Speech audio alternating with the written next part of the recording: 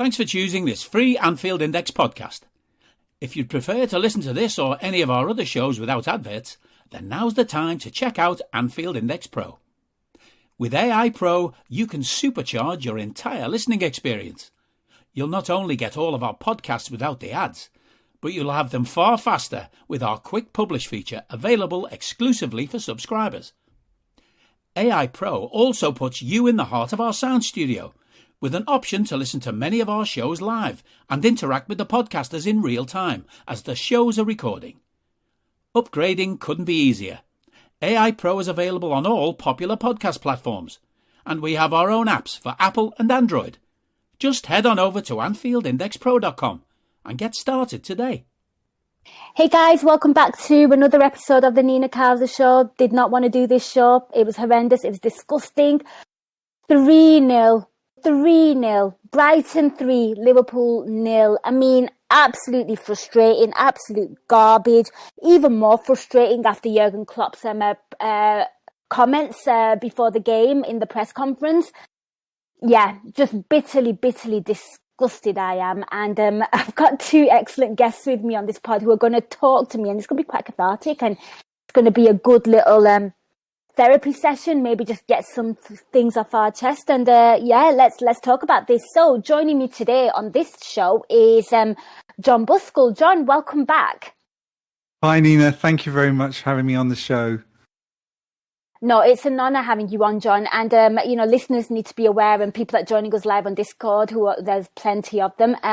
We got onto the call today, and you are such a happy, upbeat person, and you sounded so bemused, and I was like, just save it for the pod. We are not going to talk about anything. We're going to save it. We're going to keep it raw. But Jon, thank you so much for joining us and joining Jon on the podcast. I've not spoken to this guy in a really, really long time. It's great to have him back on. Speaks so much sense, and boy, do I need him to kind of make sense of what I just watched today. It's Tom. Tom, welcome back. Thank you for having me.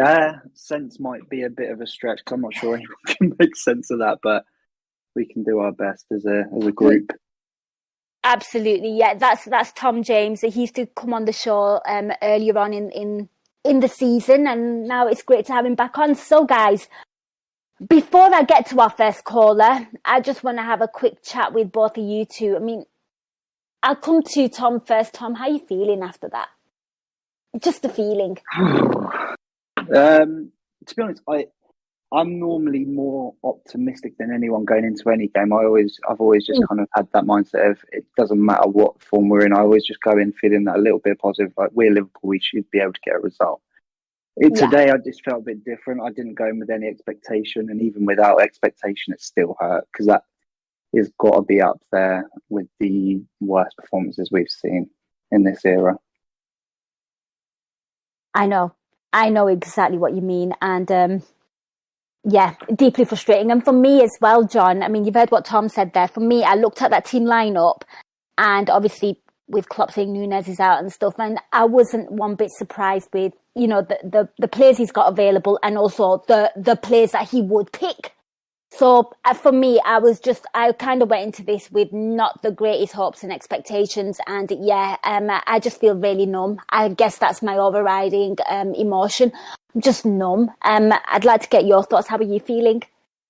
I think my overriding emotion is sad, actually. I didn't hold out much for this game, given the lineup, given what's been going on lately. And I know there's quite a lot of, upset and anger going on in the community and people struggling to understand. But I think really coming away from it, the overriding feeling for me is sad. And I think that's something I'd like to dig into as we discuss the game. And hopefully everyone listening will get a sense of positivity in something from what we talk about today. Hopefully. And you know what? We've got our first caller who actually was the first one said, I want to be a caller before I even put out the call on Discord. It's Justin Wells. Justin. Hey, so my point here, pardon my background noise, when I call in, I'm walking to the subway from 11th Street. But do you think Klopp has lost the dressing room? And if he has, what do you think he needs to do to get it back? That's really where I am. I just want to understand really, like, what's being asked of these players, and are they just effectively in their own head saying, I can't do what's being asked of me? Or, is it just they aren't choosing to do what's being asked of them? Because to me, the way in which we look right now is we're just waiting for one of our, superstar players to do something great, and everybody's just passing responsibility on to everybody else. So the question just, is what it is. Has Klopp lost them? What can he do to get them back? Okay, it seems that we might have lost Justin there for a little moment. I think he was speaking, but yeah, we got the gist of the question. And Jon, I'm going to come to you because again, that's going to be thrown around a fair bit. Has Klopp lost the dressing room? Now, for me, losing the dressing room, and I think Justin alluded to this as well, it falls into two categories. One, we want the manager sacked, or secondly, lost it because of faith of the manager's simply asking me to do something that I don't feel comfortable with, or that I can't do. Another little, I guess there's a lot of conspiracy theories around Liverpool at the moment. Another theory that I'm seeing is Pep Linders has too much control and too much power over what goes on in training and how we set up in terms of a team, and also the tactical side of things. So could it be that they've lost faith in, if that is true indeed the case, if he is, the one that they've lost, confidence in? It's really, really hard to tell, but I'd like to get your thoughts on this. And how do we fix it, Jon? Because for me, how do you fix that? If Pep Linders is the problem, then the solution is, no, you take a back seat and it's all on me now. And if it is indeed Jurgen Klopp that is picking the players, going through all the motions and training, then surely he has to look at these players and think, well, then he has to dabble in the transfer window, because he needs a new set of players who are going to believe into his new philosophy and his new ideas, and players that are going to run through walls for him, which clearly we did not see today at all, at any moment. No, exactly. There's huge amounts of stuff to unpack there. I think, first of all, we have to put it on the table. Always the talk about the dressing room, that's pure speculation on our part. We don't know. But if we're based on what we're seeing on the pitch, the players to me look like they don't know what they're doing. You've got players running out of position. You've got Thiago sweeping up things at the back. You've got Matip, he's moving forward, and then Trent covers for him. Then, Henderson's not shielding Trent, and we get these. It's like, so what I could imagine is that the players are confused and feel that they've lost the system, because it seems to me that's what's missing. We've changed tactics from what it looked like after the restart after half time. It looked like the system changed again, but I think there's a sense of what I see as disorientation. I don't see we've lost the dressing room, and of course it's impossible to know that, but just to sort of tie that up to the umbrella, the top level point that I wanted to make is that if you look at what Klopp does at Dortmund he doesn't successfully bring through a transitional team. He doesn't transition the squad particularly. And then he starts to get more grumpy and things sort of fall apart and he becomes dispirited. Yeah. Now, is it his attitude, his disappointment that is losing the way with the team, or is it the other way? Is it the fact that the players are not capable of picking things up? We have got an aging squad. So, like Justin's question, there is lots of speculation, but what I clearly think, you can see from the players on the pitch, they seem disorientated. They're not playing a system that they recognise. There is not that coherence. There's not the passion. And then when you look to the sidelines, I've never seen Klopp so unanimated, hardly reacting physically, just looking lost. So that there is there must be something in the psychology here. Absolutely, there must be. And Tom, same question to you. You've heard what Jon said. You've heard my thoughts as well. And you've heard Justin's question. Something else I was thinking as well was, if if indeed Klopp has lost the dressing room, as some people will speculate now, the way he defends these players to the hill in the press conference and everything, I mean, like, surely now, if that is the case, is the time to say, no, I actually need reinforcements. Like, these players need to get gone now. Yeah, I mean, if there was ever going to be a catalyst for some sort of change in approach, it was going to be now. I mean, well, I say that it probably should have been before today, but if it's not going to be today, it's probably not going to be ever, especially not during January. Yeah, I mean, as far as Klopp losing the players, I mean, you watch the game and it certainly can definitely make a case for it. Like, the performance definitely looks that way, but then it's just kind of goes against everything that you know about the manager and about the group of players that we've got, especially when arguably one of the biggest strengths in Klopp's Arsenal and also one of the biggest problems we probably have faced is that he's been over loyal to the players. So if he's being over loyal to players and that's how they respond to that and that's how they repay him, and that's a really concerning issue. So yeah, I mean, as far as losing the dressing room, I'm not too sure about that.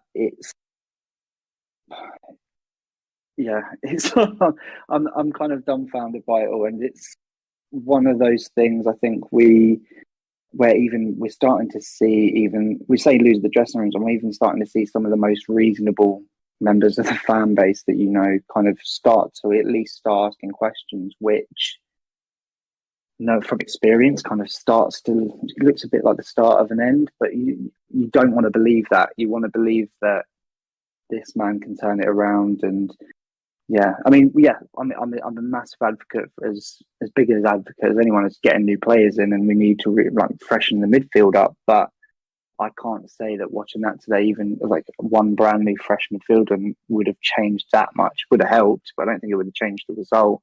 There's definitely systematic problems. There's definitely morale issues. And yeah, I think there's a lot that needs to be changed, and transfer is just one of them.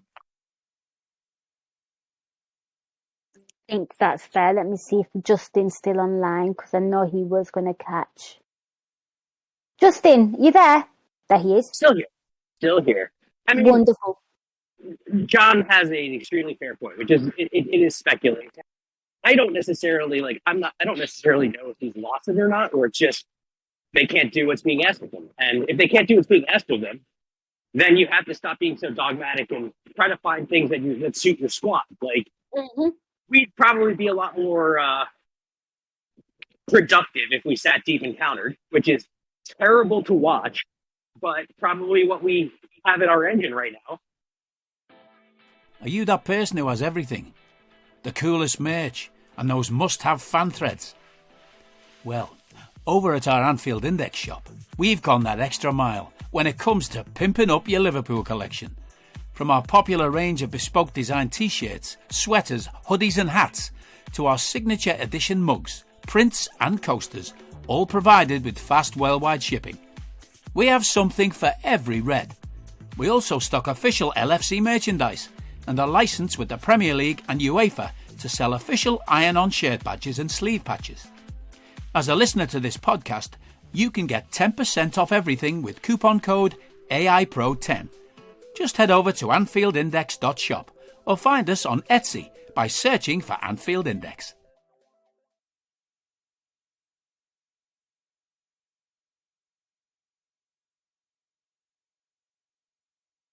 No, I think that's fair. So that's just in there, kicking things off on the Nina Kauser show. Let's carry on talking about this game. Jon, I'll come to you. I mean, the first place we've got to start is the simple fact of, like myself, you looked at that team lineup and it didn't fill you with much confidence. Of course, there's an array of injuries. We know about them.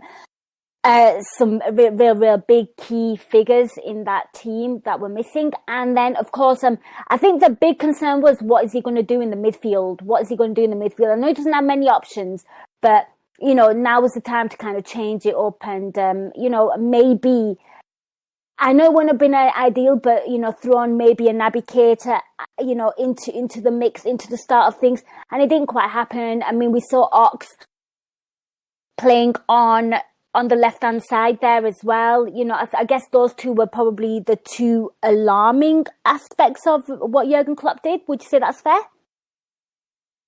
Yeah, I think that's pretty fair, Nina. I think when I saw the team sheet, my heart sunk a little bit. I kind of expected Kauser to come in, because in the previous match against Wolves, when he came on, he certainly looked like he had the capacity to get us both moving up the pitch, but also providing a bit of protection, primarily around Thiago, actually. And then I would have thought that maybe Henderson would come in a bit later in the match, because, of course, you know, his form's not been great since the World Cup, but he is a player who is capable of really fulfilling a particular role. I don't think he can do it for 90 minutes, you know, week out game on, you know, 2 games a week, 3 games a week anymore. But he's certainly shown, has a track record, still is able to put in a great performance. But I just didn't think that the team didn't fill me with confidence. I didn't see where there was aggression, where there was pace. And within about 15 minutes of the game, I didn't see aggression. I didn't see pace. And it looked like already, this is why I referred to sort of psychology beforehand, it was like we almost came on sort of half limping, ready to sort of, you know, just go through the motions. I personally, because in the last question, you know, you floated the idea of, you know, is Pep Lijnders driving this? Is he tactically responsible? Look, Klopp's name is on the ball. He's the manager. Do you know what I mean? He puts the team out there. He has to stand by that. And I think whether it's him and Lijnders working in close collaboration, or whether, you know, they have to stand up for it. And I just don't think at the moment we have the squad depth to be able to deliver. But that doesn't wash, because it's points on the table that count. You know, when I talk to non-Liverpool fans, they all say, well, Liverpool got stacks of money, more than our club's got. You know, you've got all these other great players. And I'll say, well, this person's not playing, Jota's not there, Diaz isn't there. But they'll still say, you know, you've got a range of world-class players. So, I mean, I wasn't that pleased with the team sheet. But what would you do, you know, Tom, Nina, what would you do given the squad that's available? It's a real tough one. And Tom, we'll answer that. But Tom, I'm going to come to you. I mean, I'd like to get your thoughts on the team lineup, and, you know, what do we do with regards to, you know, the conundrum and the players that we have at disposal. I mean, Justin kind of alluded to something as well there, where, you know, he kind of wanted to kind of play an ugly game, and in the sense that, you know, just drop deep and be professional. And I guess that was the difference between, for me, the performance against Man City and this one. Now, you know, people like James Milner played in that game at left back, if my memory serves me correctly, or was it right back? I can't remember. He played. Yeah, Milner started right back. And, you know, he had a really disciplined game. Elliot, as a result, had to be very disciplined and stay very close to him. Basically, every player performed to their function to the best of their ability, did not take the eye off the ball, took the opposition seriously, were alert mentally and physically, and stuck to the assignment. And the issue I had with today, and John, you touched on this as well, was the simple fact that we looked really slow. You spoke about the first 15 minutes, John. I felt like we weren't winning the second ball. We couldn't string passes together. It was all Brighton. Lallana looked like an absolute worldie, which is concerning enough. They were running absolute rings around us. They had control, they had possession, they had pace, they were able to play the through balls. They were, breaking our lines. They were doing everything that I expect Liverpool to do, and Liverpool were doing nothing. And how they have gone completely 180 on themselves is absolutely baffling in a season, and it just hurts my head. I don't know if it's physical tiredness. It can't be that, because I'm sorry, everyone's playing the same amount of games. I just don't know what is wrong with them. And It's actually really, really concerning. And the fact that midfield offered no support in terms of defence, offered nothing in terms of attack. Our attack, I mean, you bought Gakpo. I can't even get excited about him at the moment because of what's going on. But the attack was completely snuffed. I mean, Tom, sorry, I just had to unpack some things out of my head there. I just had to get it out. Hello, I'm here to annoy you. I'm here to annoy you into listening to more of me and more of others on EPL Index. We don't just have the Anfield Index stuff. We've got EPL Index as well, which covers the entirety of the Premier League.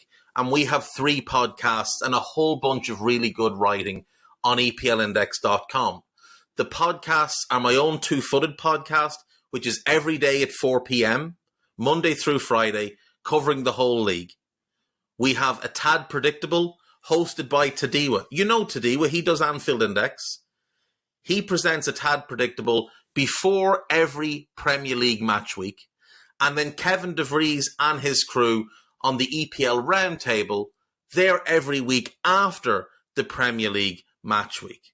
So make sure you listen to everything we're doing on EPL Index and follow us there on Twitter at EPL Index. Thank you. Bye-bye. Understandable. I mean, I think I picked up probably in the first few minutes today. I think a lot of the fans kind of went in with very little expectation today, which is bad. Yep. But what scared me within the first few minutes is that there was I could almost see a fear within the players.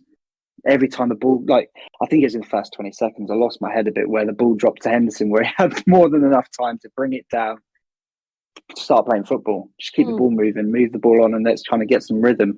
Just ball's dropped to him and he's just tried to clip it in behind. Well, I say clip it, he just stuck his foot through it. There was no thought really behind it. And that was the scary part, is that the players almost looked like they had as much fear going into today's game as we did as fans. And, the belief is probably, I mean, if we don't have that, I don't know what we're going to have going forward. And you're right about the City game. That should have been the performance that kind of started our season. That should have been the performance, what we used to kick on, because one of the main issues we've had is that we keep trying to do the same thing, play the same system, and it's not working, yet we keep trying to do it.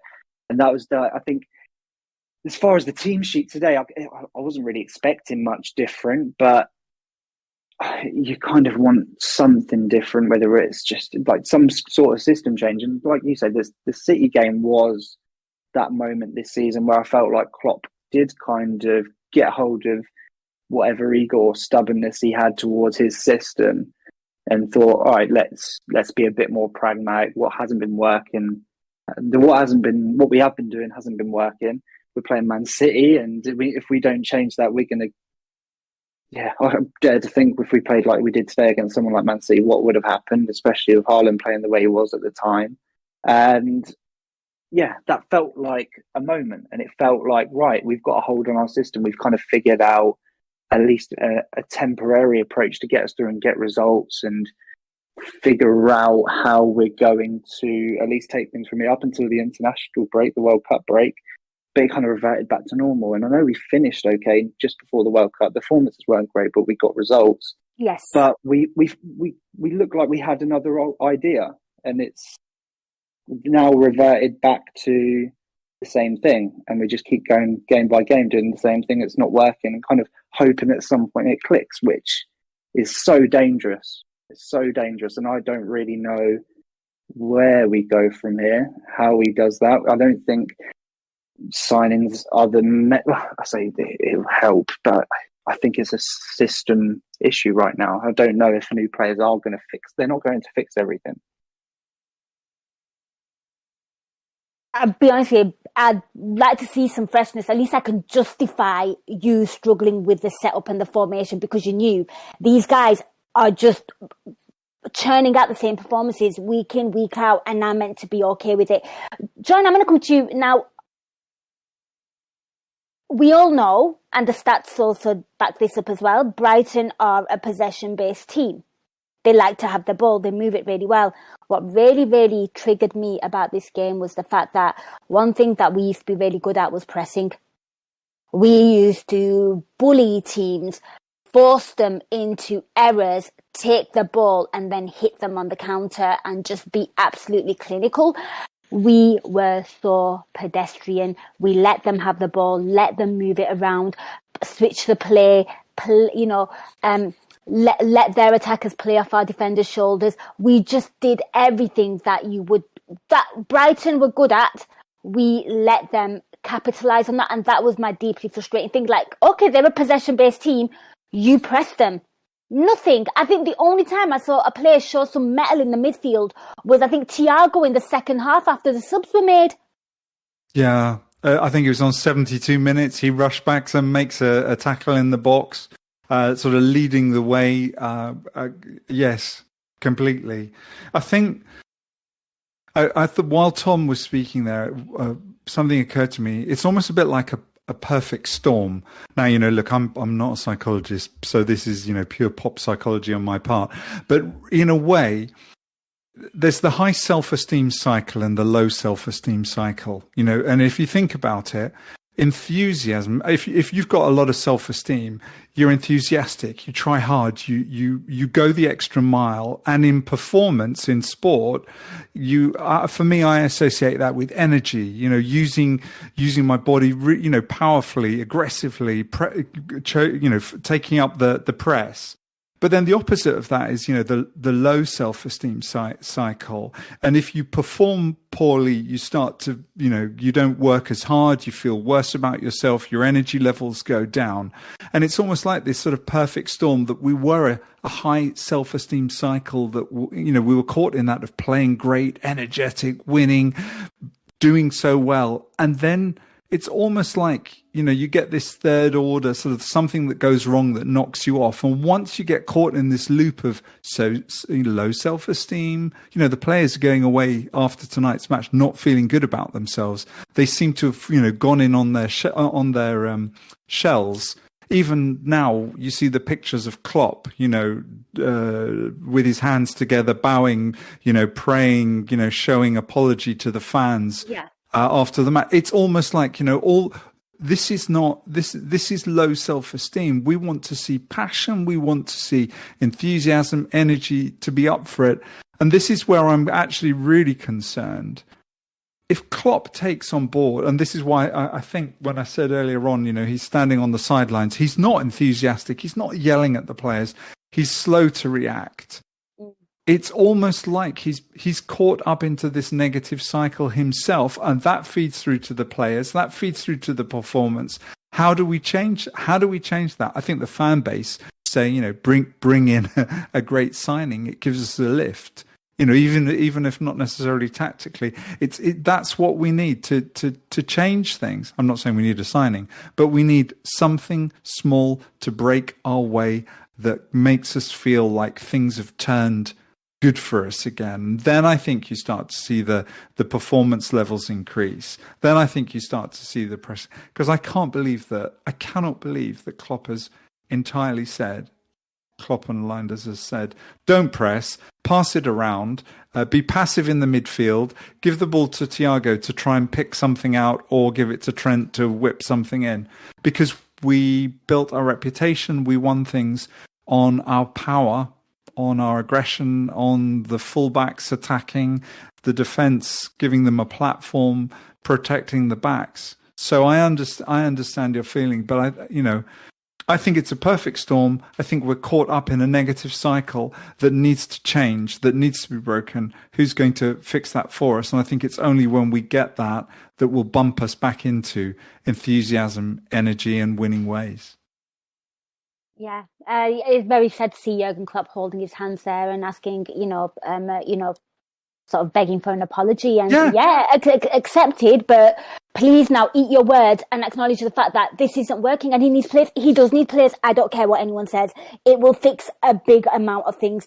Okay, it might be a horrible season in terms of transitioning them players, but he needs to buy somebody. He cannot look at that aging midfield that has no industry, that looks leggy, that looks tired. The fact that, Thiago is our best midfielder and he looks leggy and tired. Yeah, and it's wrong. It's wrong.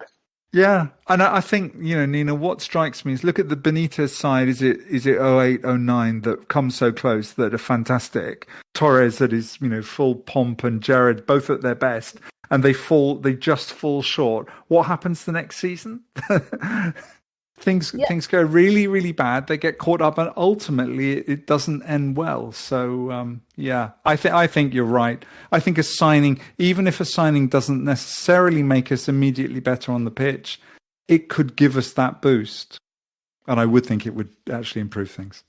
It would, and you know what? It's something to look forward to next season as well. Like just that bolstering, options in the midfield where Jurgen Klopp has the flexibility of having players to change up the formation, change up the system, have different players with different skill sets. I mean, a player that we're linked to from Brighton, Kauser, absolutely ran things. He was ridiculously good. Tom, I mean, there is no structure to this pod. I just want people to just speak feelings because I think there's a lot of feelings, today. So, if you just want to join in and share your part. Of course, yeah. I mean, I kind of echo everything you guys are saying about signings. I mean, what I meant when I say I'm not sure signings change much at this stage, I mean, signings should have already happened, and we should be playing. We should be more refreshed. Because the things that the best teams have done over, the course of football history, the best teams have always just freshened things up. It doesn't need to be a superstar every summer. You don't need to spend like 80, 100 million, but getting those 25, 30, 40 million pound players once a summer, just to freshen up a position, just to give a little bit of a kick up the arse to some of the players that levels have dropped, things like that. Those are the kind of things, and coaching staff as well, refreshing that I think Sir Alex Ferguson used to do it. He used to just without real prompt, just refresh his coaching staff every few years, just to give fresh ideas. And I think that's where our problems have lied, is where, in terms of physicality, our energy levels, our fitness levels and things like that, I'm sure the midfield in particular, it's just been spread thin. They've worn thin and the fact that we've only bought one midfielder in the last 4 or 5 years has been the catalyst for them, the Hendersons, the Fabinhos and stuff, just absolutely being ran into the ground and not being able to cope physically anymore. Not freshening that position up is cost them massively.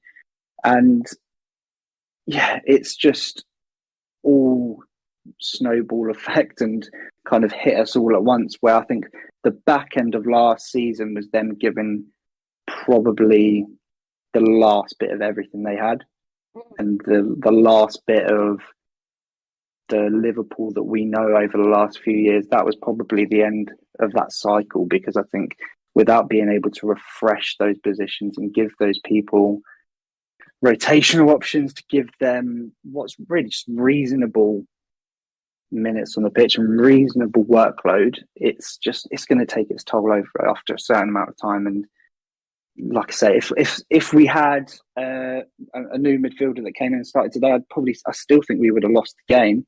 But it's just because it's kind of too little too late at this point for this season to where our squad is at. It should have been done way early. And these players like Henderson, Fabinho, Thiago, they shouldn't be as tired as they are. So if we brought someone in tomorrow, I don't see a great deal changing by the end of the season, but it should have been done already. And if we do start to bring in the players, I expect it to have an effect over the next couple of years, opposed to immediate. I'm sure it'll help and it'll freshen things up, but I still think there's a lot there I think the damage is done in midfield. Yeah, but we need to now build on it because Naby Keita's gone. The fact that he's not signing a contract, the fact that Jurgen Klopp does not play him, that's another midfielder down. So, I don't care. You just need to start buying midfielders. You need to buy midfielders that will function in this team, and you need to at least throw money at one good one this window, because we have had some great progress in the January window. We've bought some great players, and I'm not having that it takes a player to settle in for ages. You know what? Our backs are against the wall. We're out of the league. We're probably going to be out of the Champions League if we play like this. top four looks very, very, very dubious at the moment. I say bin off the FA Cup at this point. Just throw everything into league. We need that top four finish and build for next season. You know, take this season as the COVID football season, as in just do the bare minimum, get top four, throw everything at it, and he's going to have to get a player. He might have to get two, but he needs to do something. But you know what? Again, I'm just ranting, and I'm going to bring our next caller in who's patiently waiting. It's Harinder. Harinder, are you there? I am indeed. Welcome to the show. Sorry, we're just speaking our feelings on this show today. Oh no, listen, I'm going to tell you my feelings. I mean, I've been listening to what you guys have been saying since I got out of the ground, give or take. And that thing about high esteem, low esteem, it's no esteem. There's not even a high, there's not even a low. It's none. No esteem. And you forgot the full stop in your sentence where you said, you know, about looking forward or something to look forward to next season. That's the full stop should have happened after 2. Something to look forward to, full stop, next season. Because this season, this is vicious shit.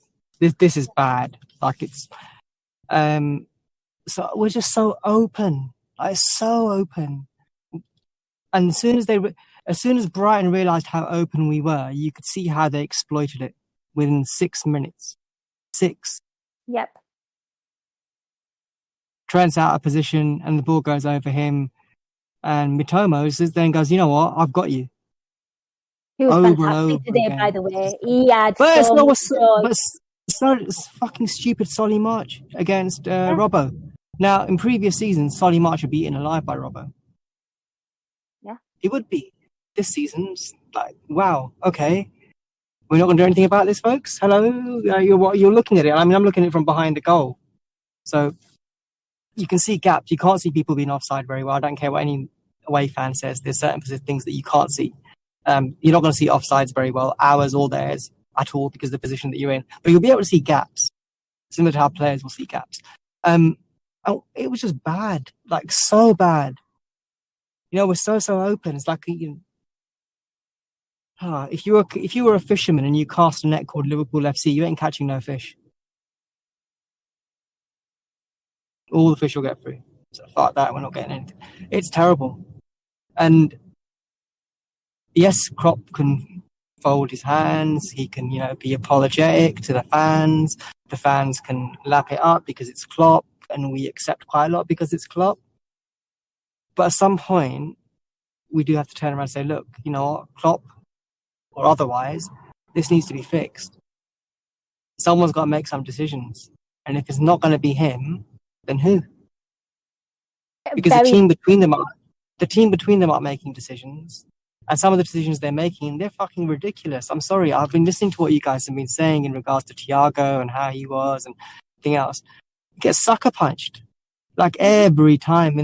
You can see it for like some of Brighton's transitions and the way that they played. If Thiago attacked the ball, they suddenly realised that, you know what? If he doesn't get it, we're through. Let's just make sure he doesn't get it. And when in the first half he did have the ball, they realised also if 2 of us pressure him, we can get the ball from him. And they did. Then they realised they could hit Fabinho, and they did. Then they realised they could hit to Henderson, and they did. Then they realised they could hit to the front line, and they did. They just carried on and on. Ibu was the only one that I think could give himself some sort of credit in the first half in respect to how he carried himself, as well as Alisson Becker. But we're back to where we were again. The same conversations are happening, right? The same things are being repeated. At some point, it's like a bit like the 2021 season. You've got to wake up and say to yourself, you can't keep on doing the same shit on a different day and expecting a different outcome. Because this very much feels like that January all over again, which started with a loss to Burnley at home. But it's almost as if we got to this point earlier in the season and got away with a few, and then we didn't get away with anything. And then we tried to recover it and change things. And then we said, you know what, fuck it, let's revert to type. No lessons are being learned. I've reached that conclusion today of all days that no lessons are being learned. And you know what, okay, Nunes was out. That's one player that's out. But, then you change your team. You have to change your structure. You can't keep on saying, we'll do 4-3-3, and be as open as possible and play a wide, expansive game with a team that is happy to run through you and did run through you. It ran through you. There's no two ways of looking at it. There's no other way of looking at it. They ran through you because as soon as they realized they could, they did. And what did we do about it? Not a lot. Remarkable change when the subs came on, but only they can do so much. But also, I'm not funny. Throwing them on at 68 minutes. You should have made those subs at half time, Jurgen, because your team was awful. You were very lucky to go in at 0-0. Do you know what I mean? You were very, very lucky. Yeah, you should have made those subs at half time. This is the whole thing, right? It's like you sit there and think that there is this belief that the team out there will fix it, but they're not going to fix it. They're not. If they could, they would have. But as soon as the first goal went in, you could see that they couldn't. And it's not as if Brighton didn't threaten any of that positioning or way of play in the first half. They did it countless times. It's just that they didn't finish very well, and they had no natural goal scorer. Then all of a sudden they thought to ourselves, you know what, if we manoeuvre ourselves into the 18-yard box and we put something across and someone runs onto it, they're not going to get to it. And Solly March realised that and scored.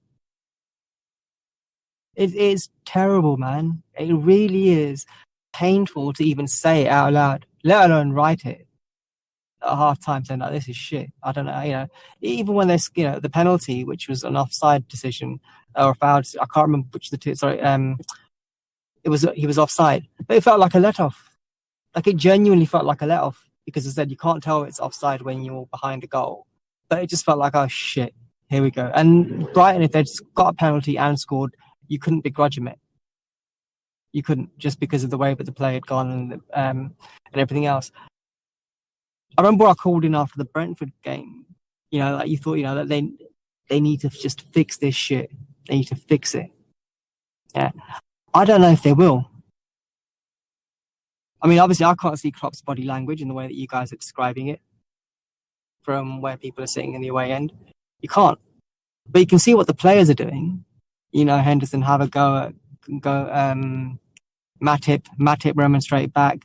And hilariously, Hendo was actually right when he had a go at Matip in the first half because Matip was way out of position. And I was like going, I can't see where he's saying that. But then so was he, as in regards to Henderson. But then so was Trent. But then so was Fab. But then so was everybody else. You're like going, it's all over the shop. I don't, for the first time in ages, I don't know where we go from here if they have an outright refusal. And refusal is probably the harshest way of saying this. But fuck it, that's where we are. If there's an outright refusal to buy players who will give that midfield energy because there's none in it. It really is. It does feel like watching people who let the ball go past them and realize that, if it had been a few seasons ago, I could run after that. But I can't do it anymore. It's not for a lack of willing, they just can't. The legs ain't there, the energy's not there. So then everyone's going to go through us. What are we going to do? You buy nothing, do nothing changes, then nothing will change and it will stay the same and it'll just get worse progressively and morale will sink. Even lower. Yeah, it's just going to go even lower. It's going to go through the floor.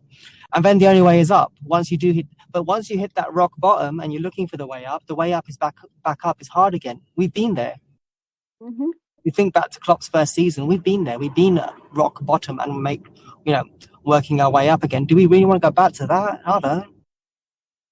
I don't need a VPN. I've got nothing to hide. This is what I used to tell myself before I hooked up with LibertyShield.com. Not only is my home internet now fully encrypted, but I can now access all the websites I want, whenever I want, and do so from absolutely anywhere. As a Liverpool fan, I love to know I can now watch every match, regardless of whether it's on UK TV or not. My Liberty Shield VPN makes sure nothing is blocked, and guarantees me super fast streaming speed throughout that match. You can get connected right now with their software package, which includes a 48-hour no-obligation free trial and instant access to their apps for Apple, Android, Fire TV, PC, Mac, and Android TV. Or go a step further like I have and get one of their pre-configured VPN routers. These small but powerful devices allow you to easily connect every device in your home to VPN, making it the perfect solution for smart TVs, mag boxes, and games consoles. Visit libertyshield.com today and use coupon code AIVPN25 to get 25% off at checkout. It feels very Tottenham almost, in a weird way. Yeah, I know what you mean. It is one of them. Right, Harinder, anything else to say? Yeah, I'm just sorry that, you have such a nice panel on as well, and John after such a long time, and they have to tolerate this shit. Deserved a win, right? Absolutely. I think we all did, and you travelling there as well, you guys travelling there. And first fucking time as well, like Brighton away. I had so many chances to go in previous seasons, but always something would crop up from the family side of things. And today was the first time in ages I could actually go without any impediment whatsoever. I was like, yay, finally going to go there. And I thought, and I had prepared myself. I genuinely thought we're probably going to be shit. So don't hype yourself up for a win. If you get a draw, you'll be okay. If you nick a 1-0, you'll be okay. But it's not going to be like any other season here whereby, I can do something or something's going to happen. More than likely, something won't. And if it is something won't, then it's probably going to be bad. And sadly, I feel a bit right in the most worst way possible. Yeah. Can it get worse? Possibly. Will it get worse? Possibly as well. You can't even say don't know anymore. So I'm that gloomy front. Yeah. I know. I'm that grim one. It's like, okay, yeah, well, okay, bye. No, it's completely justified. I think we're all feeling like that. But Harinder, thank you so much for calling. No problems. Really appreciate it. And, but you've made some really good points there. But thank you so much. Okay, so that was Harinder, our second caller. John, I'm going to come to you. Harinder touched on something there. And one of the bright spots for me in the first half was probably Konate. My commentators kept saying he needs to be switched on, and boy was he really switched on. Reading things, really looked like he was the only one that turned up for the shift, understood the assignment, was marking with intelligence, was clearing things with intelligence, had some command. He was a commanding presence in that back line because it was going to be exposed, and I thought he had a good first half, which is great, but then really, really sad at the same time, given the fact that he was literally carrying on the entire responsibility. Yeah, for a young guy, he was the sort of standout player in the first half. Some fantastic comments there from Harinder. It was a really, really, really good, bunch of comments there. And I think the fact that you highlight Ibu, it's almost like, this is the quintessential Klopp player. Aggressive, powerful, on the front foot, capable of pressing. When it's one of your defenders, I sat there hoping for a corner. We didn't get very many corners, if any. Hoping for a corner because Ibu attacks the ball. Absolutely fantastic. I think what I wanted to say, though, just to follow up on what Harinder said, the definition of insanity is doing the same thing again and again and again with the same bad results. Napoli, Aston Villa, Brentford. Now that we've got this has become in a way it's almost becoming the norm. And when the players. When you've got a player like Ibu obviously trying to react, Henderson trying to react but not being able to react, many of them trying but not being able to. This is where Klopp has to take responsibility. Very difficult being the manager of a club because, of course, he's under contract. He doesn't employ himself. We've got owners that are, as we know, looking for more investment, looking to possibly sell. Klopp is never going to question things in public. You don't do that because it comes back to bite you. It's almost like in such a small spate of time, we've got into a difficult situation. What I wanted to say is this. I'm long in the tooth. I'm coming up. I'll be 53 this year. Liverpool in the past were hard-nosed. The Fagans, the Paisleys, the Dalglishes of this world knew when to move players on before they got past their best. They did many a time. And this is where I have a frustration with the club. I don't want to say Klopp, but I want to say a frustration with the club is that they are allowing, and all of them collectively, no matter what the decision makers here is, the fact is, given the players available, giving the manager and the coaching staff available, the owners available, what Liverpool are putting out on the pitch, the representation, there is a bunch of players who really, and coaching staff, managerial staff, who are not able to affect something. And Ibu is one of our youngest, most promising players, isn't he? How many players have we brought in? And I do feel that this is the first time, this is why I said sad at the beginning of the show, this is the first time for me that I've felt that we are caught in a poor cycle of doing the same bad things again and again and again, and not being able to change, not being able to, you said yourself, why do the substitutes come so late? This is a manager that took Naby Keita off in the new camp at half time, didn't flinch to take Naby Keita off at half time. There were so many players out there today who were putting in a worse performance than Keita did that day. And yet he waits so long. It's really, really difficult. We are in a very, very difficult position. I think Harinder put it, so well.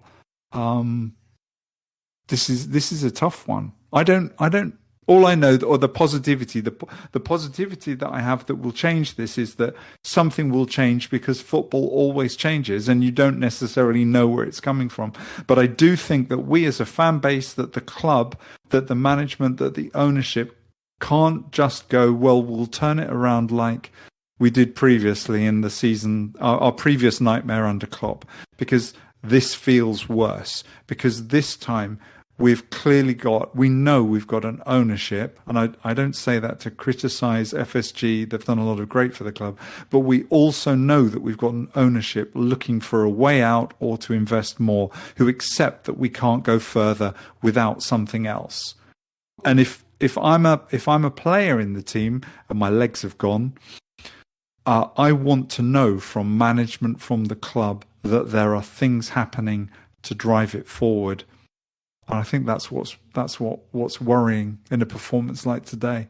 Sorry, Nina, I can't take a big spiel of yep, Ibu is great, but within the context of everything, it was just so bad, sad.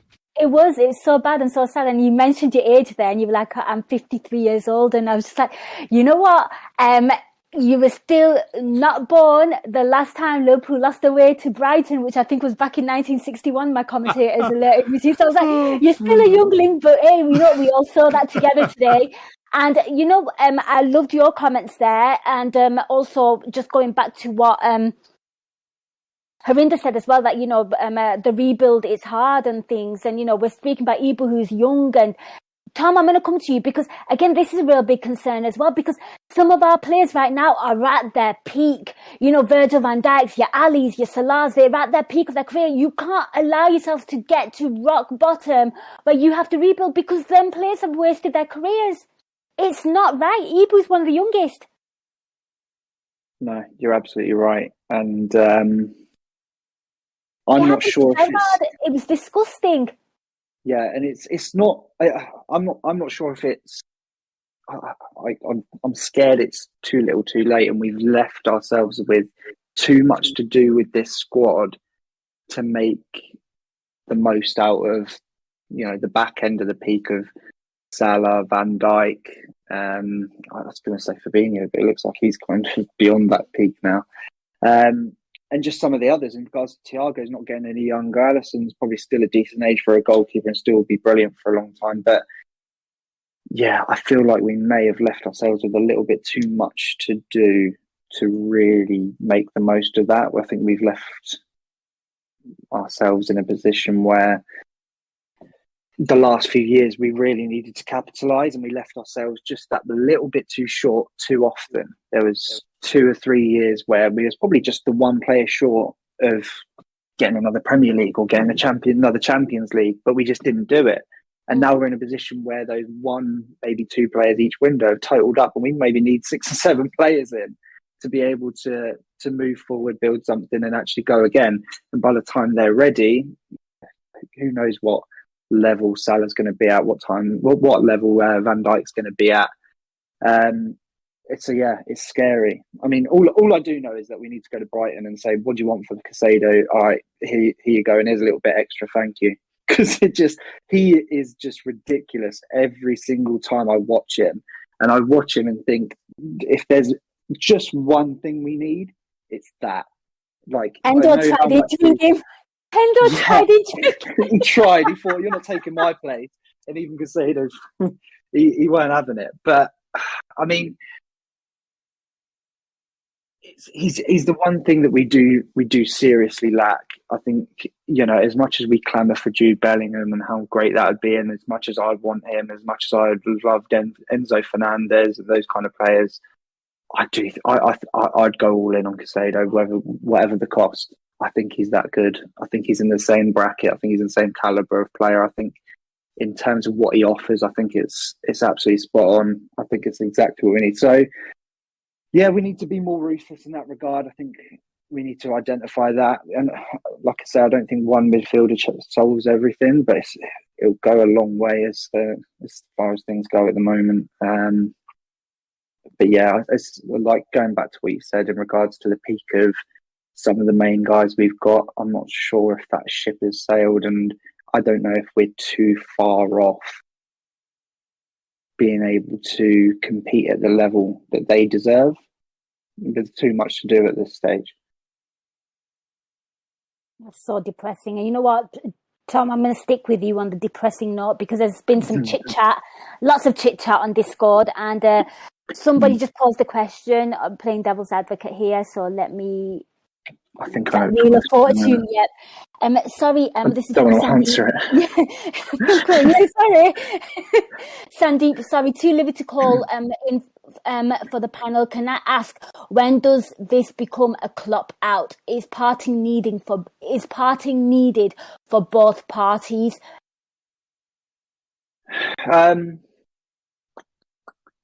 When, I'm not sure, but we're definitely at a stage where we have every right to start asking the questions. We have to start, because as you know, there's ownership issues. We all know that. We all have. Yeah, at the end of the day, we're Liverpool fans, and if you support Liverpool, you need to understand that we're a club that needs to be competing for everything every season. And under this ownership, they've been a massive. As much as they've helped us, they've also held us back that little bit in regards to competing. Like I said, where we've just been a player or so short, they could have been the difference in terms of stepping up and giving us the resources to be able to do that. But also, Klopp does have a lot of blame on his shoulders as well. I think in regards to some of the stubbornness and what I mentioned earlier in terms of some of the loyalty and over loyalty shown some players. I think, I'm not Klopp out, and I don't know at what stage, what position we need to be in for me to kind of have that kind of headspace. But I'm certainly in a space now where I'm asking the questions: where do we go from here? How does he solve it? And I think it was a question that was posed earlier in regards to the players being, whether they've kind of whether he's lost the dressing room, whether the players are still singing off the same hymn sheet. And yeah, I mean, and that's the thing. We're at that point where we do have to start asking these questions, and I don't know whether that's the beginning of an end. I don't know if that's just a reaction to what's probably one of, if not the worst performance we've had under Klopp, or just the result of where we're at. And yeah, I don't know if there is an answer to whether we can start. Well, at what point we start getting to a Klopp out phase of thinking. I'm certainly not there, but I'm also reasonable and understand that we do need to ask questions, and that we do. And of course, things need to change. I think you've nailed that perfectly. I'm going to come to John, but before I come to John, I'll just put my 2 cents worth into this. For me, get rid of Klopp. For me, yeah, okay, if you're going to get rid of Klopp, there's nobody out there. Let's be realistic. There's nobody out there that is on par with a world-class manager like Jurgen Klopp. Now, for me, I agree with you, Tom. He's extremely stubborn. Now, he's going to have to take a slice of humble pie. He has to step back, retract, and realise that he got it wrong in order to set things right. He needs to put his stubbornness aside. He needs to explore all the avenues. And now, if he keeps saying, I don't need a midfielder, some people are saying he's saying that to cover, and John's alluded to this as well, keeping the owners on the side, like kind of saying that, no, I can have money. I just choose not to when maybe the money's not available, So he's covering their backsides. If that's the case, then he's not got the best owners in terms of what he wants to do with where we are right now. So for me, there are other things that we need to address. Hopefully we get owners that have money. In an ideal world, we have rich owners who give him money, who force him to spend if he doesn't want to spend. That would be the ideal scenario. Also, you touched on this as well, Tom, whether he needs a refresh in the coaching. Well, you know what? Maybe start getting rid of some of those coaching staff and start refreshing, getting new ideas. Explore every single avenue. For me, I'm not Klopp out yet because those avenues have not been explored, because he, like Harinder said, is doing the same thing over and over again, expecting different results. He needs to change, and for me, that's where he's at now. Now he has to change. Like, there's no way going back. I think you said you've not seen a worse. You can't think of the last time Liverpool played this bad. I've been on just Twitter, and apparently one of his comments after the game was, "I can't remember Liverpool being this bad." So he's clearly agreeing with you there, Tom. But for me, I'm not Klopp out yet. For me, I'm at Klopp. You need to change. Klopp, you need to admit defeat. Klopp, you need to set this right. You can do it. That's where I'm at, because I don't see a manager that can take this on. And if you do get one, how do you fix this?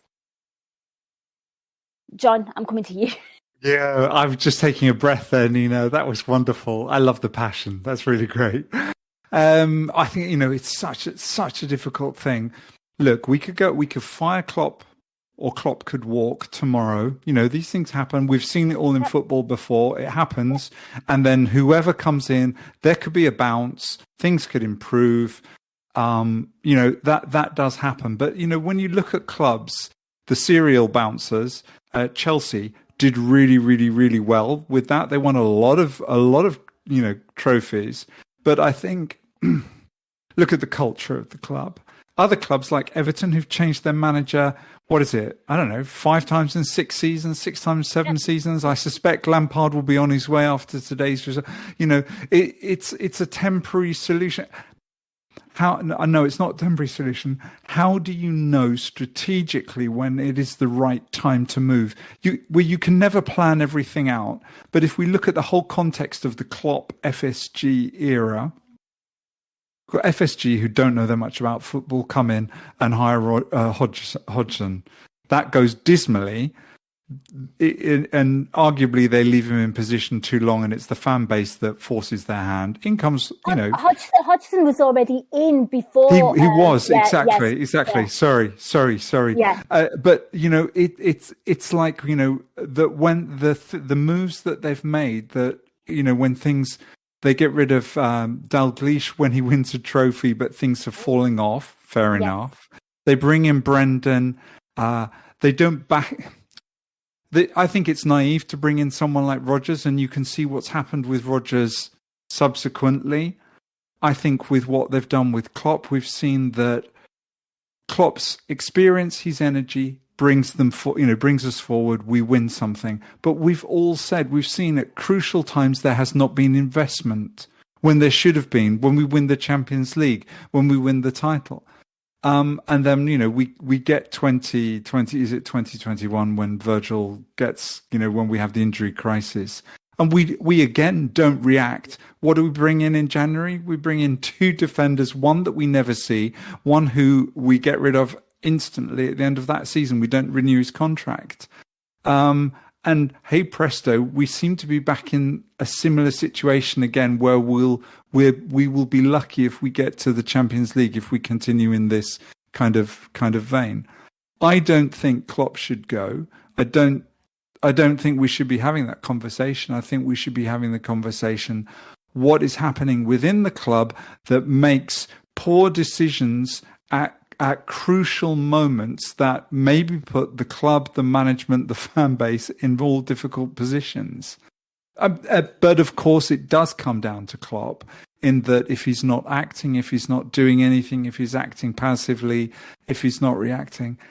But I don't think it helps him when he says, no, we don't need any purchases. I'm happy with the side that we've got. Clearly we can't be. We've got an aging midfield who's not delivering. It's a really difficult situation. I think this is the most difficult, problematic period under Klopp that we've experienced, more so than the first time.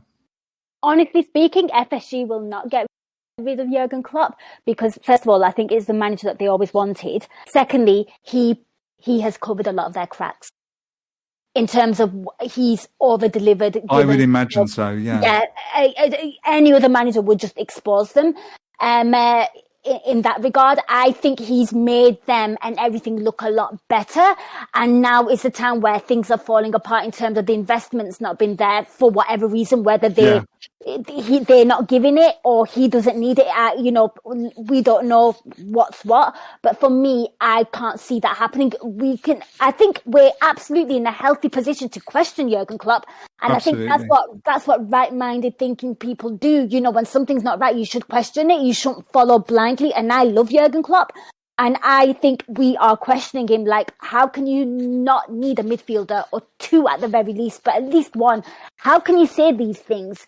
And for me, I'm just at that stage now where I think that we also forget the facts, guys, that during the World Cup there seems to be it looks like it's going to be a max exodus of top flight people leaving the club, which tells you that there's some big unrest going on, and obviously it filters down. So there's a lot going on and we just don't know about it. But for me, I don't want to sound like a gnarly Manchester United supporter at the beginning of the season who was like Glazers out. But for me now, I am at that stage where to compete with what we're having to compete with, and we are competing with, we're on an unfair playing field.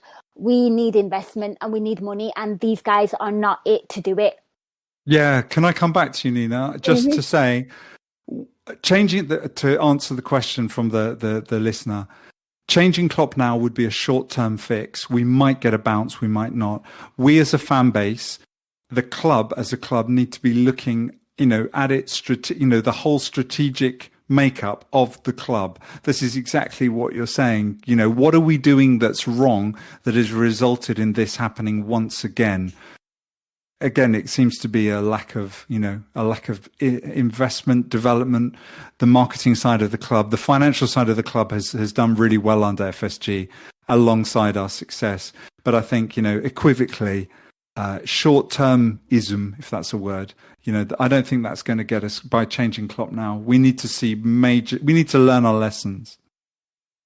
Yeah, and you gave some good examples there. You spoke of Everton and, of course, even Chelsea now as well, sacking... They've just bought someone. Yeah, and they've just bought somebody, but they've just bought somebody. But, sacking Tuchel and bringing in Potter and now going on a bad run of form and, and then actually look at the team that we played today, Brighton, who look like they seem to have got their structure right. I don't know much about them, but, Potter leaves. The players are probably in a bit of disarray because they were under a massive bounce under Potter. They knew him. They respected him. They played some good football under him. So the manager leaves on his own terms. They probably felt very dejected. A new man comes in who barely speaks, his English isn't his first language, who comes in, takes a little bit of time, but he's imposed himself. He's got them playing good football. I'm not saying they're world beaters, but, they're ahead of us now in the league. Things are working good for them. And that's the difference. I mean, I don't even know where to go now. I mean, Tom, I'm going to come to you. Let's go back to the game. We come out in the second half. We concede really early on. A brain fart moment for Matip. And they just sort of pass through us nice and easy. Matoma just threads it across our goal and March with a tap in. We just look absolutely bemused and shell-shocked, like we've not even got out of the gears for the second half. I want to get your thoughts on us conceding at that point. For me, it was thoroughly deserved. I thought they deserved a goal in the first half. It was thoroughly coming.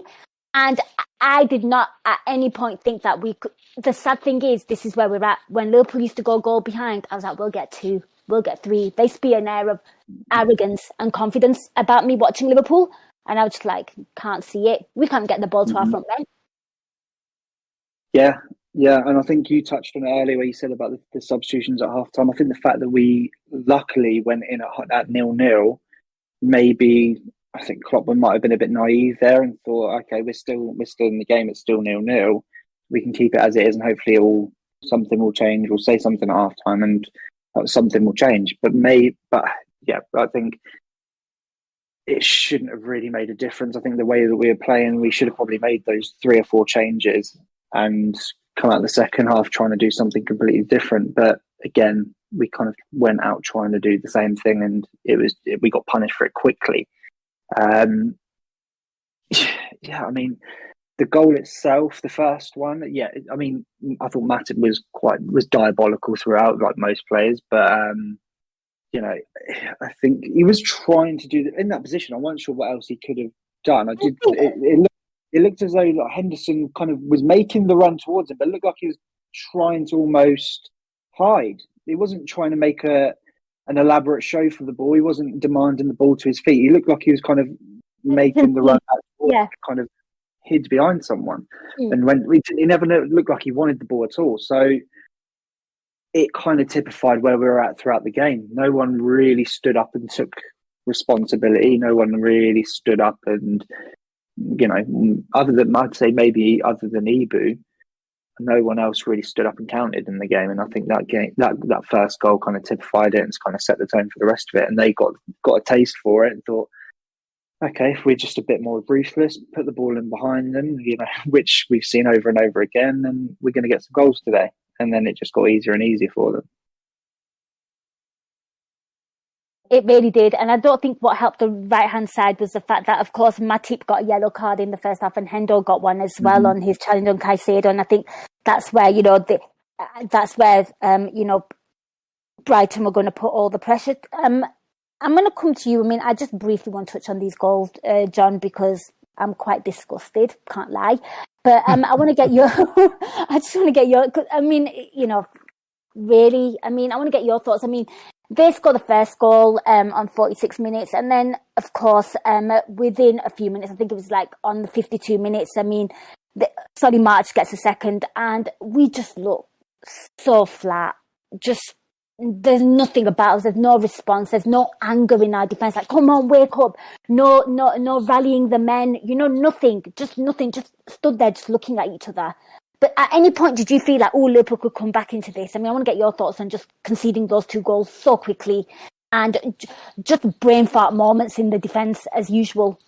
I think with the first 2, the first goal, aside from it happening, that didn't concern me as much as the second one. The second one, I think I felt like, of course, I couldn't go back and watch it again, but I felt like, we were in their half and then almost they cut through us like a hot knife going through butter. They went straight through. Yeah.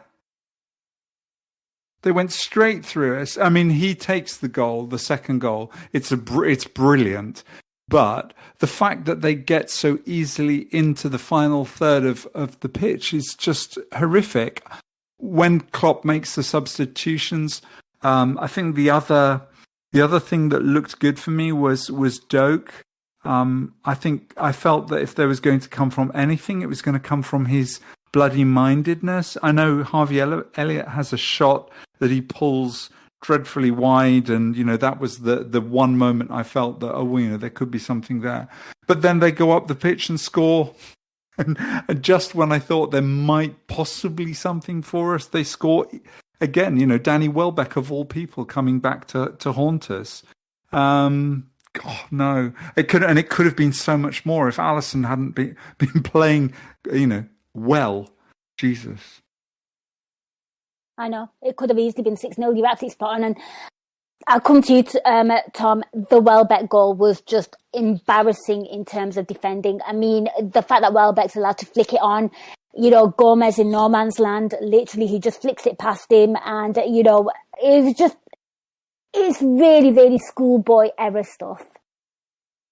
Yeah, it's like they're giving up at that point. It was just kind of like, is the full-time whistle not come yet? How long until the full-time whistle? Can I go home now? it was just a case of, well, I don't care if they score another, they score another. It's not going to be any worse than it currently is. It's just, all at sea.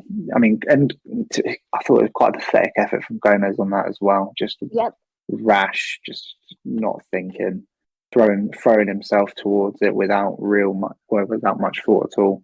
Considering he just come on and maybe should be making a case for himself to get some more minutes and get some more starts. I thought it was quite poor, but I mean, what do you expect at this point? It's just they were. I think we were at that stage in the game where after they scored the second goal, I never felt much confidence, and no, at no point did I feel much confidence. But once that second goal goes in, it's done, and I kind of felt like I said. I think from the first whistle, there was fear, and by the time they'd scored a couple of goals, it was kind of accepting that we had lost, and let's get home and try and start from scratch. Probably thinking to tomorrow.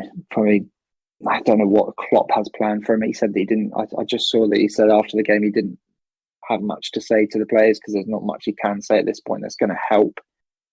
So, I don't know whether it's tomorrow straight back into the training ground and get them working on it, or give everyone a day to reflect on how embarrassing that was and almost kind of give them time to feel the pain.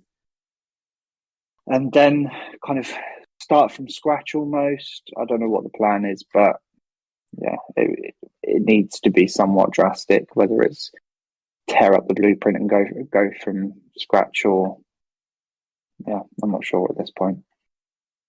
Yeah. I don't think a Klopp knows at this point as well. So you know what? We're just playing it by ear. Rejected. Yes, absolutely. I mean, guys, I think we've talked about the bulk of the game there. Is there anything you kind of want to get off your chest? I just basically, want to just forget this game and this result as quick as possible, although I think it's going to prove to be quite hard. Jon, anything from the game that you feel needs mentioning? From the match itself, no. In terms of the play or anything, I just, I do think we have got great players. Let's not lose sight of that. We have got some really great players. We've got some players who are nearing the end of their time at Liverpool, clearly. But I think what we can take with us today is that, we are in a period of transition. And I think I want to see something different in the Cup against Wolves. Yeah, I say you just bin the Cup off, in my personal opinion. I certainly don't play the players that you're going to expect to wheel out in the Premier League, given the fact that they've got no flipping steam in their legs left. What about you, Tom? Anything from the game you feel like needs highlighting? There's no man of the match today. Not doing it. The game, no. I can't put myself through thinking much more about it, to be honest with you. I think in terms of just general thoughts, I think we need to go back, find what are the strong pillars and what our team and what they believe is going to deliver us success moving forward, and just build around it. Everything else either needs to be pushed to the back or gotten rid of completely as players, whether it's staff, whether it's structure, whether it's the system they think that we need to be playing. I think it just all needs to be stripped back to a point where, right, what does work? What do we actually need to build around, and build everything around that, and everything else just kind of burn it, get rid of it, start again. Because I mean, the new ownership thing sounds like it's heating up. Hopefully that will make a difference. Hopefully we can be a bit more ruthless. But I mean, burn the house down and see what stands, and take it from there. I'm not sure. I think that's fair, given how we're all feeling today. Guys, we have come to the end of the show. I don't really want to say an awful lot now as well. I think I've said what I needed to say. I just want to thank everyone that joined us live. We really, really appreciate it, given how horrendous that was. A massive thank you to both Justin and Harinder who called in, and a big thanks to these two excellent gents who, spoke a lot of sense and gave me a really good show, given the fact that that was absolutely horrendous to watch. And before I let them go, I just want to get some plugs and, see what they're up to. Jon, I'm going to come to you. Where can people find you on social media, and is there anything you'd like to plug? Just find me on Twitter, or come find me on Vero. That's about the only places that I'm active these days, those two places. Happy to say hi if you're on Twitter. There you go. Give Jon a follow on Twitter. And Tom, what about yourself? Where can people find you on social media, and is there anything you'd like to plug? And hopefully we get both of you on more of these podcasts, because you were excellent today. Yeah, I was going to say nothing really to plug unless I'm on this show a bit more moving forward. Twitter at Tom on the Cop, and that's all really. Nowhere else to find me. Give both of these a follow, guys. Thank you so much for listening. Hope you enjoyed the podcast. Hopefully it doesn't affect your weekend too much. I'll be back next week. I think we play Chelsea. That's going to be fun. Till next time, take care and up the Reds. We hope you enjoyed listening to this Anfield Index show. Please be sure to subscribe to our channel so future podcasts find their way to your device automatically. There's nothing quite like fan engagement, and we'd love to know what you think of anything discussed on this show. The best way to get in touch is over on our free Discord community, where both podcasters and listeners debate the hottest LFC topics 24/7. Sign up free now at AnfieldIndex.com/Discord. You won't regret it. You can also follow us on Twitter at Anfield Index, and find us on Facebook by searching for Anfield Index. Oh, and before you go, we'd love it if you could leave us a 5-star review on your favourite podcast app.